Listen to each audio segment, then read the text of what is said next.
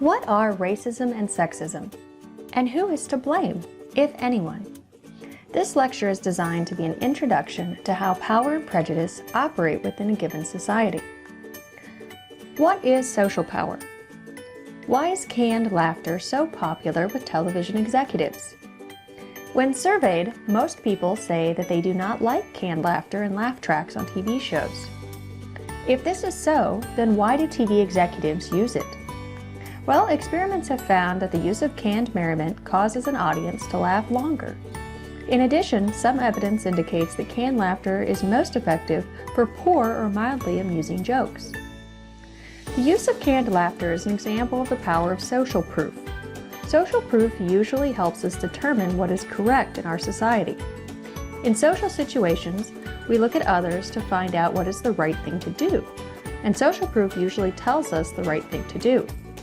This is how we decide what constitutes good behavior. When a lot of people are doing something, it usually is the right thing to do. The greater the number of people find an idea correct, the more the idea will be correct. But what if what everyone is doing is the wrong thing to do? How do we do the right thing? There are two kinds of areas where social proof goes wrong. The first is called a false impression. A false impression occurs when the facts are purposefully falsified. The impression is that everybody is doing it, but that is not true. The phenomenon created is a false impression. An example of a false impression is the tale often told in elementary schools to students in the United States about Christopher Columbus sailing across the Atlantic Ocean to prove that the world was round. During the 1400s, it was well known in Europe that the Earth was round, but this story is still told to elementary school students, creating a false impression. The second area where social proof goes wrong is called denial.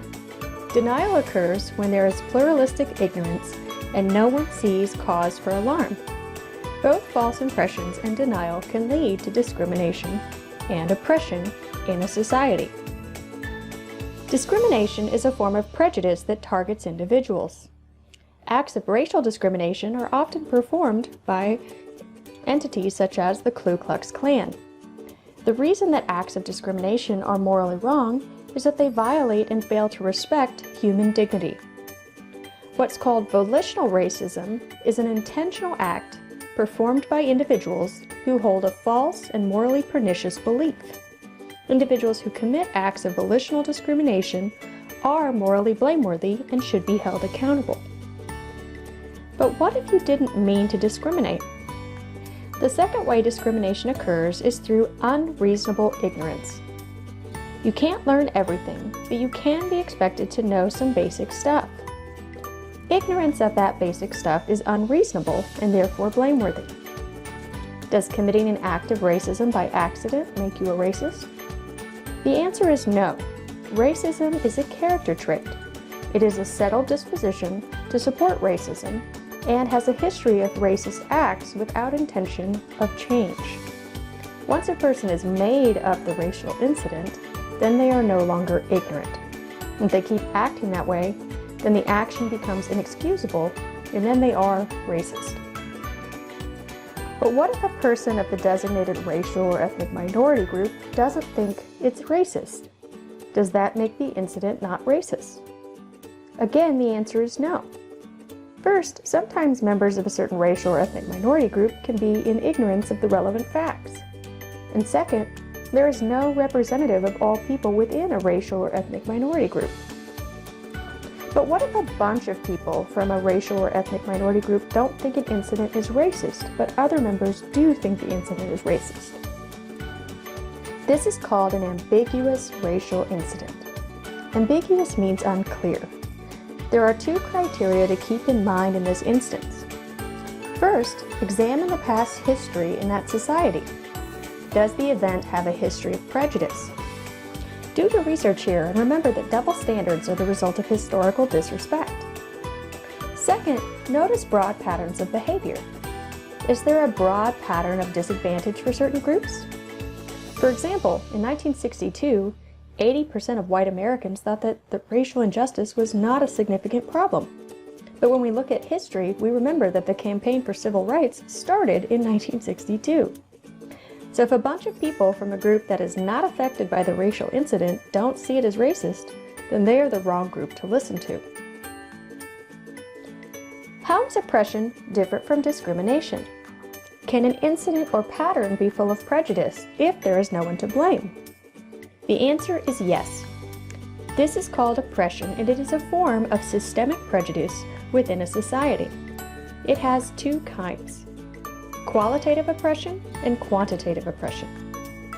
An example of quantitative oppression is the gender wage gap in the United States. Women are paid 80 cents for each $1 men make. An example of qualitative oppression is the lack of people of color as lead actors in Hollywood.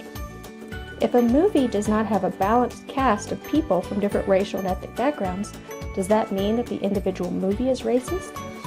The answer is no. To call an individual case racist for a systemic problem is called a category error.